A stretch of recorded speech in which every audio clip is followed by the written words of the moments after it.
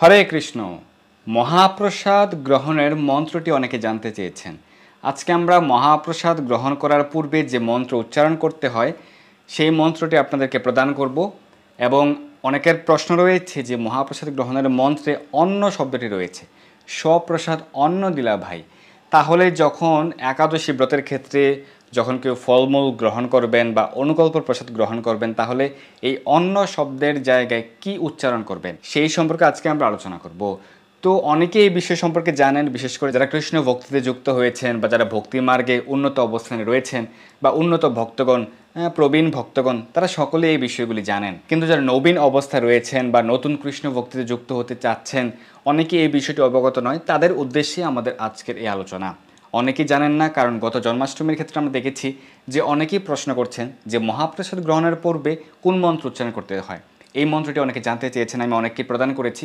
তো সেই কারণে আজকে আমরা বিস্তারিতভাবে আলোচনা করব এবং এর ব্যাখ্যা কী, মহাপ্রসাদ গ্রহণের পূর্বে আমরা যে মন্ত্র উচ্চারণ করি এটি কোন শাস্ত্রে রয়েছে এবং এর ব্যাখ্যা কী, এর দ্বারা কী বোঝানো হয়েছে, কী শিক্ষা আমরা লাভ করতে পারি, সেই সম্পর্কে আমরা সংক্ষেপে আলোচনা করব। তো প্রথমে আমরা মন্ত্রটি বলি, আপনারা শ্রবণ করুন এবং আপনারা লিখে রাখতে পারেন, অথবা এই মন্ত্রটি আপনারা ইসকনের বিভিন্ন গ্রন্থে পেয়ে যাবেন, যেমন নামহট্ট পরিচয় গ্রন্থে পাবেন, ভক্তিগীতি সঞ্চয়ন গ্রন্থে পাবেন। এছাড়াও অন্যান্য বিভিন্ন গ্রন্থে আপনারা মহাপ্রসাদ গ্রহণের যে মন্ত্রটি এটি আপনারা পেয়ে যাবেন।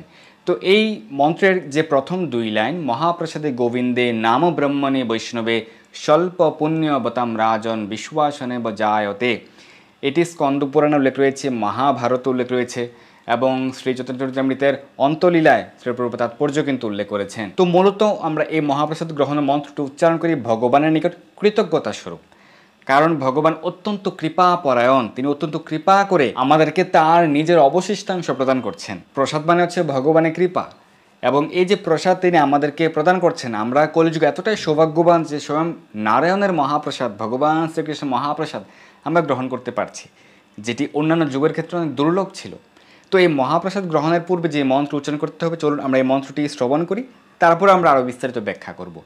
মহাপ্রসাদে গোবিন্দে নাম ব্রহ্মণি বৈষ্ণবে স্বল্প পুণ্যবতাম রাজন বিশ্বাস নৈব জায়তে, শরীর অবিদ্যাজাল জড় ইন্দ্রিয় তাহে কাল, জীবে ফেলে বিষয় সাগরে তার মধ্যে জীবা অতি লোভময় সুদূরমতি, তাকে যে তা কঠিন সংসারে কৃষ্ণ বড় দয়াময় করিবারে জিব্বা জয়, সুয়া প্রসাদ অন্ন দিলা ভাই সেই প্রসাদ অমৃত পাও, রাধা কৃষ্ণ গুণ গাও প্রেমে ডাকো শ্রীকৃষ্ণ চৈতন্য নিতাই।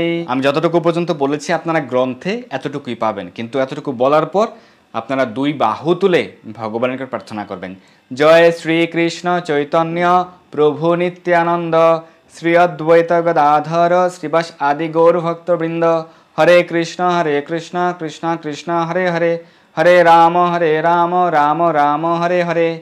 এভাবে আপনারা ভগবানের কাছে দুই বাহু তুলে প্রার্থনা করে মহাপ্রসাদ গ্রহণ করবেন। কিন্তু এই মন্ত্র বলার পরে আপনারা ভগবানের প্রসাদের জয়ধ্বনি করতে পারেন।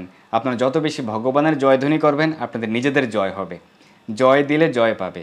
তো সেই কারণে আপনারা এই মন্ত্রটুকু এতটুকু অংশ বলার পর আপনারা বলবেন যে ভগবান শ্রী শ্রী রাধা মাধবের মহাপ্রসাদ কি জয়, ভগবান শ্রী শ্রী জগন্নাথ বলদেব সুভদ্রা মহারানী পঞ্চরত্ন ভগবান গৌরণীতে ভগবানের মহাপ্রসাদ কি জয়। যাদের বাড়িতে ভগবান গোপালের বিগ্রহ রয়েছে আপনারা বলতে পারেন ভগবান শ্রী গোপালের মহাপ্রসাদ কি জয়। তো এভাবে আপনারা ভগবানের জয়ধ্বনি করে, মহাপ্রসাদের জয়ধ্বনি করে আপনারা মহাপ্রসাদ গ্রহণ আরম্ভ করবেন। শ্রীমন মহাপ্রভু তিনি আমাদেরকে, তিনি নিজে ভগবান হওয়া সত্ত্বেও, তিনি পরম পুরুষোত্তম ভগবান হওয়া সত্ত্বেও নিজে আমাদেরকে নিজে আচরণ করে শিক্ষা প্রদান করেছেন। মহাপ্রসাদ গ্রহণের পূর্বে শ্রীমন মহাপ্রভু মহাপ্রসাদকে প্রণাম করতেন এবং তিনি অত্যন্ত শ্রদ্ধা সহকারে মহাপ্রসাদ গ্রহণ করতেন।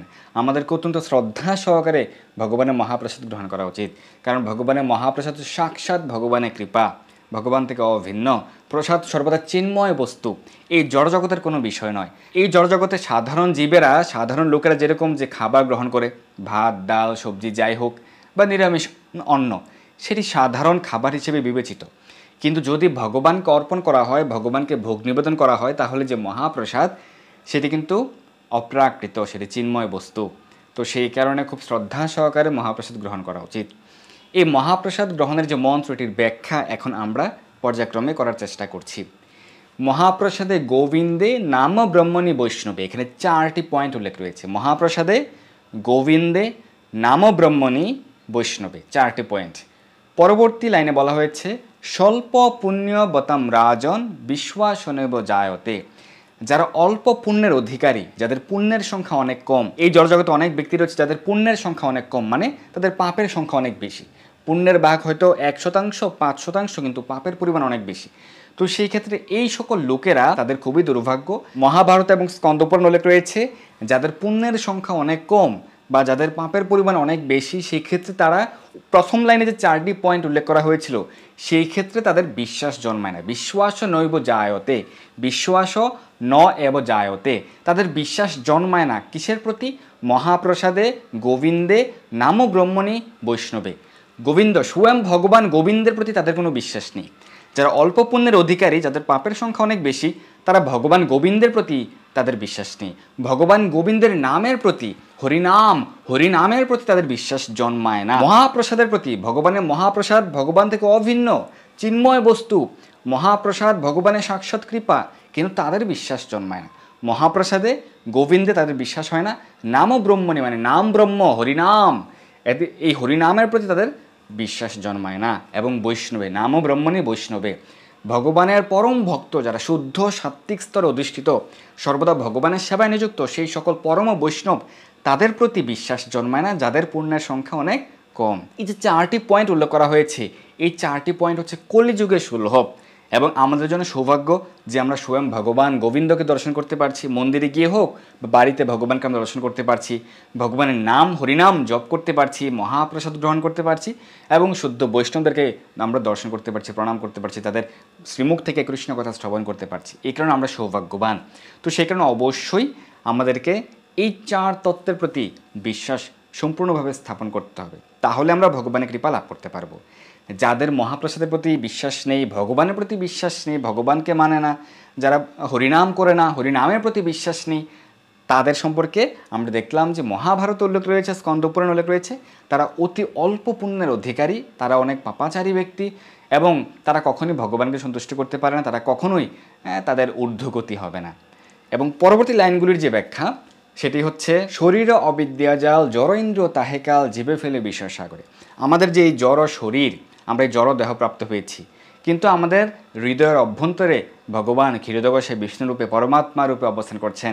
তিনি রয়েছেন বলে আমরা এই জড় শরীরে শক্তি পাচ্ছি, আমরা অনেক কাজ করতে পারছি, সারা দিন রাত আমরা পরিশ্রম করছি, আমরা সারা দিন রাত পরিশ্রম করছি অক্লান্ত, কিন্তু আমরা ভগবানকে স্মরণ করছি না। শরীর অবিদ্যা জাল, এই যে আমরা মায়ার জালে আবদ্ধ হয়ে রয়েছি এই জড় শরীর নিয়ে, জড় ইন্দ্রিয় তাহেকাল, এর মধ্যে আবার রয়েছে আমাদের জড় ইন্দ্রিয়, আমাদের 11 ইন্দ্রিয়, 5টি কর্মেন্দ্রিয়, 5টি জ্ঞানেন্দ্রিয় এবং 11তম ইন্দ্রিয় হচ্ছে মন। এই ইন্দ্রিয়ের দ্বারা আমরা আরও বেশি আবদ্ধ হয়ে পড়েছি। তার মধ্যে জিহ্বা অতি, এই যে 11 ইন্দ্রিয়, এর মধ্যেও সব থেকে বেশি আমরা যেটি কারণে সব থেকে বেশি সমস্যায় পড়ছি, সেই ইন্দ্রিয়টি হচ্ছে জিহ্বা। জিহ্বা ইন্দ্রিয়ের কাজ হচ্ছে কথা বলা, আর জিহ্বা ইন্দ্রিয়ের কাজ হচ্ছে খাবার গ্রহণ করা। তো মানুষ দেখবেন যা পাচ্ছে তাই খাচ্ছে, আর মুখে মুখে এরকম বুলি আওড়াচ্ছে, আত্মা যা চায় তাই খাও, মন যা চায় তাই খাও, যা খুশি তা খাও, জীবন একটাই, অনেক মজা করো, ফুর্তি করো। এই যে তাদের বুলি, কারা এরকম বুলি করে? আমরা দেখতে পেয়েছি যাদের পুণ্যের সংখ্যা অনেক কম, তারা এরকম কথা বলে যে তোমার মন যা চায় তাই খাও, আত্মা যা চায় তাই খাও। কিন্তু শাস্ত্রে বলা হয়েছে যে যদি আপনি আহার সংযম, আহার শুদ্ধি না করেন, আপনি কখনোই বুদ্ধি লাভ করতে পারবেন না, আপনার সুবুদ্ধি হবে না। বেদশাস্ত্র উল্লেখ রয়েছে, বেদ উল্লেখ রয়েছে আহারও শুদ্ধ সত্য শুদ্ধি, সত্য শুদ্ধ ধ্রুব স্মৃতিহি। যার আহার শুদ্ধ তার সত্য শুদ্ধি হবে, তার স্মৃতি বুদ্ধি সব কিছু শুদ্ধি হবে। তো সেই কারণে আহার শুদ্ধিকে আমাদের বৈদিক শাস্ত্রে অনেক বেশি গুরুত্ব প্রদান করা হয়েছে। সেই কারণে শ্রীমদ্ ভগবদ্ গীতায়ও ভগবান বলেছেন পত্রম পুষ্পম ফলম তুম, আমাদেরকে পত্র পুষ্প ফল জল ভগবানকে নিবেদন করে গ্রহণ করতে হবে। ভগবানকে নিবেদন করে যে গ্রহণ করতে হবে, সেটিও ভগবান শ্রীমদ্ ভগবদ্ গীতা 3য় অধ্যায়ের 12 এবং 13 শ্লোকে ব্যাখ্যা করেছেন। আমরা এই বিষয়ে বহুবার আলোচনা করেছি, আজকে আমরা সেই বিষয়ে যাচ্ছি না। কিন্তু এই যে জিহ্বা ইন্দ্রিয় চাবি কি? জিহ্বা ইন্দ্রিয় চাইবে এরকম যে রাস্তা দিয়ে যখন সে হাঁটবে বা চলবে, পথিমধ্যে সে চাইবে আরে অনেক মজাদার খাবার রয়েছে, অনেক সুস্বাদু খাবার রয়েছে, পাশের রাস্তার পাশে রেস্টুরেন্টে অনেক খুব সুঘ্রাণ আসছে, আমার তো খেতে মন চাইছে। এটি হচ্ছে জিহ্বা ইন্দ্রিয়ের কাজ। যারা এটিকে নিয়ন্ত্রণ করতে পারবে তারাই সুউচ্চ অবস্থানে যেতে পারবে। তারাই ভগবানের কৃপা লাভ করতে পারবে, যারা জিহ্বাকে নিয়ন্ত্রণ করতে পারবে। তো সেই কারণে এই জিহ্বা ইন্দ্রিয়কে নিয়ন্ত্রণ করা যদিও অনেক কষ্টসাধ্য, কিন্তু বর্তমানে সারা পৃথিবীর অনেক মানুষ নিয়ন্ত্রণ করতে পারছেন। আপনি জানলে অবাক হবেন, সারা পৃথিবীর প্রায় 750 কোটি থেকে 800 কোটি জনসংখ্যা, এর মধ্যে 150 কোটি মানুষ এখন নিরামিষভোজী। আর ইসকনের আনুগত্যে এখন কৃষ্ণপ্রসাদ ভোজী হয়েছেন প্রায় 10 লক্ষেরও বেশি ভক্ত। তারা সকলেই জিহ্বাকে নিয়ন্ত্রণ করতে পারছেন, তারা অনেক সৌভাগ্যবান, সৌভাগ্যবতী। পরের লাইনে কি বলা হয়েছে, তার মধ্যে জিহ্বা অতি লোভময় সুদূরমতি, তাকে জেতা কঠিন সংসারে। জেতা মানে হচ্ছে জয় করা। এই যে জিহ্বা ইন্দ্রিয়কে জয় করা এই সংসারে অনেক কঠিন, কারণ আপনার যে মন চাইবে, আপনার জিহ্বা ইন্দ্রিয় চাইবে আমার এটা চাই, ওটা চাই, এটা খেতে চাই, ওটা খেতে চাই। তো সেই কারণে এটাকে জয় করা অনেক কঠিন। কিন্তু যারা অনেক কষ্টসাধ্য হলেও জয় করতে সমর্থ হয়, তারাই সৌভাগ্যবান, সৌভাগ্যবতী। তারা কেন সৌভাগ্যবান? কারণ তারা ভগবানের বিশেষ কৃপা গ্রহণ করছেন। পরের লাইনে বলা হয়েছে, কৃষ্ণ বড় দয়াময়, ভগবান শ্রীকৃষ্ণ অত্যন্ত দয়াময়, তিনি অত্যন্ত কৃপা পরায়ণ, করিবারে জিহ্বা জয়। আমরা যেন আমাদের জিহ্বাকে জয় করতে পারি, ভগবান এতটা কৃপা পরায়ণ, আমরা যেন জিহ্বাকে জয় করতে পারি, তিনি আমাদেরকে তার এই যে বিশেষ কৃপা মহাপ্রসাদ রূপে আমাদেরকে প্রদান করেছেন। স্বপ্রসাদ অন্ন দিলা ভাই, কে দিয়েছেন? স্বয়ং ভগবান শ্রীকৃষ্ণ। তিনি আমাদেরকে তার সেই বিশেষ কৃপা স্বরূপ এই যে তার যে অবশিষ্টাংশ মহাপ্রসাদ আমাদেরকে প্রদান করেছেন। আমরা সহজেই মহাপ্রসাদ গ্রহণ করতে পারছি। কৃষ্ণ বড় দয়াময়, পরিবারে জিহ্বাজয় স্বপ্রসাদ অন্ন দিলা ভাই, তার নিজের প্রসাদ আমাদেরকে প্রদান করেছেন। একটা কথা মাথায় রাখবেন, অনেকে প্রশ্ন করেন যে আমরা কি ভগবানকে প্রসাদ দিতে পারবো কিনা, একাদশীর পর দিন ভগবানকে প্রসাদ দিতে পারবো কিনা, এরকম প্রশ্ন আমরা পেয়ে থাকি। প্রসাদ মানে হচ্ছে যেটি ভগবান গ্রহণ করেছেন, আমাদেরকে প্রদান করেছেন, সেটি হচ্ছে প্রসাদ। প্রসাদ মানে হচ্ছে ভগবানের কৃপা। আর ভগবানকে আমরা যে ভোগ নিবেদন করব সেটিকে বলা হয় নৈবেদ্য। আমরা ভগবানকে যেটি অর্পণ করব সেটি হচ্ছে নৈবেদ্য। আর ভগবান যখন গ্রহণ করবেন তখন সেটিকে বলা হবে প্রসাদ বা মহাপ্রসাদ। তো স্বপ্রসাদ অন্ন দিলা ভাই, সেই অন্ন অমৃত পাও, মুখে রাধা কৃষ্ণ গুণ গাও, প্রেমে ডাকো শ্রীকৃষ্ণ চৈতন্য নিতাই। এখানে কিন্তু সমাধান প্রদান করা হয়েছে, সেই অন্ন অমৃত পাও। এই যে ভগবানের মহাপ্রসাদ অমৃত স্বরূপ, এটি গ্রহণ করো আর মুখে রাধা কৃষ্ণ গুণ কীর্তন করো, মানে হরিনাম জপ করো, প্রেমে ডাকো শ্রীকৃষ্ণ চৈতন্য নিতাই। চৈতন্য নিতাই বলে তুমি ডাকতে থাকো, তাহলে তুমি এই জড়জগতের বন্ধন থেকে উদ্ধারপ্রাপ্ত হবে, ভগবানের বিশেষ কৃপা লাভ করতে পারবে। তাহলে আমাদের কর্তব্য কি? সর্বদা কৃষ্ণ প্রসাদ গ্রহণ করা, মহাপ্রসাদ গ্রহণ করা এবং হরিনাম জপ করা। অন্য বাকি কাজগুলি হচ্ছে অবশ্যই করা উচিত, কিন্তু সবথেকে বেশি গুরুত্বপূর্ণ এই কলিযুগের সাপেক্ষে সেটি হচ্ছে মহাপ্রসাদ গ্রহণ করা আর হচ্ছে হরিনাম জপ করা। হরিনাম ছাড়া কেউ কলিযুগে উদ্ধার লাভ করতে পারবে না। হরে নাম হরে নাম এব কেবলম কলো নাস্তিব নাস্তিব নাস্তিব গতির অন্যথা, কোনো গতি নেই। হরিনাম ছাড়া উদ্ধার লাভের অন্য কোনো গতি নেই। আর নিজেকে শুদ্ধ করার জন্য, নিজের এই একাদশ ইন্দ্রিয়কে নিয়ন্ত্রণ করার জন্য এবং ভগবানের বিশেষ কৃপা লাভ করার জন্য মহাপ্রসাদ গ্রহণের অনেক গুরুত্ব রয়েছে। কিন্তু বাড়িতে হয়তো এখনই অনেকে প্রসাদ বুঝে হতে পারছেন না, আপনারা চেষ্টা করুন। এই ক্ষেত্রে 16টি সমাধান সহ আমরা আলোচনা করেছি। ছাত্ররা কিভাবে কৃষ্ণ ভাবনায় যুক্ত থাকবেন পড়াশোনার পাশাপাশি, এই সমাধানে এই বিষয়ে আমরা 16টি সমাধান নিয়ে আলোচনা করেছি, আপনারা সেগুলি দেখে নেবেন। আপনারা চেষ্টা করুন ধীরে ধীরে সপ্তাহে 1 দিন 2 দিন করে আমিষ বর্জন করার চেষ্টা করতে থাকুন। আর হচ্ছে একাদশীর আগের দিন পর দিন, অন্যান্য ব্রতের ক্ষেত্রে আগের দিন পর দিন, এভাবে ধীরে ধীরে চেষ্টা করুন। হ্যাঁ, রাতারাতি পরিবর্তন সম্ভব নয়, ধীরে ধীরে আপনি চেষ্টা করলে অবশ্যই একদিন ভগবানের কৃপায় প্রসাদ ভোজী হতে পারবেন। কিন্তু একাদশী ব্রতের আগের দিন, একাদশী ব্রতের পর দিন বা জন্মাষ্টমীর পর দিন বা অন্যান্য ব্রতের পর দিন, রাধাষ্টমী ব্রতের পর দিন, নরসিংহ চতুর্দশীর পর দিন বা কার্তিক মাসে যারা মহাপ্রসাদ গ্রহণ করেন, সেই ক্ষেত্রে আপনারা বাড়িতে আপনার চুলা ধুয়ে মুছে ভগবানকে আপনাদের শুদ্ধ ভক্তি সহকারে ভগবানের আলাদা পাত্রে রান্না করে ভগবানকে ভোগ নিবেদন করবেন। তাহলেই মহাপ্রসাদ মন্ত্র উচ্চারণ করে আপনারা প্রসাদ গ্রহণ করতে পারবেন। মন্দিরে গেলে মহাপ্রসাদ মন্ত্র উচ্চারণ করে আপনারা মহাপ্রসাদ গ্রহণ করতে পারবেন। আরেকটি বিষয় যেটা আমি প্রথমে আলোচনা করেছিলাম যে একাদশীতে অনুকল্প প্রসাদ গ্রহণের ক্ষেত্রে কী উচ্চারণ করতে হবে, কারণ এই ক্ষেত্রে স্বপ্রসাদ অন্ন দিলা ভাই, সেই অন্ন অমৃত পাও, এই শব্দ রয়েছে, অন্ন শব্দটি রয়েছে। এই ক্ষেত্রে অন্নের স্থলে মানে এই অন্ন শব্দটির জায়গায় উচ্চারণ করবেন অনুকল্প। অনেকে শুধুমাত্র অমৃত উচ্চারণ করেন, আপনারা অনুকল্প উচ্চারণ করবেন। বেশিরভাগ মন্দিরে আমাদের আচার্যগণের সিদ্ধান্ত অনুযায়ী অনুকল্প উচ্চারণ করা উচিত, কারণ ব্রত দিনে বা একাদশীর দিনে আমরা যে ফল জল গ্রহণ করি বা একাদশীর সবজি, একাদশীর পায়েস, সাবুদানার পায়েস, এই ক্ষেত্রে অনুকল্প প্রসাদ বলা হয়েছে। তো কী উচ্চারণ করবেন? ওই 2টি লাইনের ক্ষেত্রে স্বপ্রসাদ অনুকল্প দিলা ভাই, সেই অনুকল্প প্রসাদ অমৃত পাও। হ্যাঁ, এই ক্ষেত্রে অন্ন শব্দের জায়গায় অনুকল্প উচ্চারণ করবেন, তাহলে অন্য শব্দ উচ্চারণ করতে হবে না একাদশী ব্রতের ক্ষেত্রে বা অন্যান্য ব্রতের ক্ষেত্রে।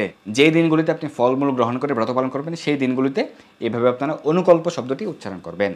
তো আজকে আমরা মহাপ্রসাদ গ্রহণের মন্ত্র সম্পর্কে জানলাম এবং এই মন্ত্রের কি ব্যাখ্যা এটি অনেকেই জানতে চেয়েছেন। এই মন্ত্রের কি ব্যাখ্যা, বিশেষ করে যারা কৃষ্ণ ভাবনায় যুক্ত হয়েছেন অনেক প্রসাদভোজী ভক্তগণ, তারও অনেকে এই মন্ত্রের ব্যাখ্যা জানেন না। তো সেই কারণে আমরা এই মন্ত্রের ব্যাখ্যা অনেকে জানতে চেয়েছেন বলে আমরা চেষ্টা করেছি সংক্ষেপে আলোচনা করার।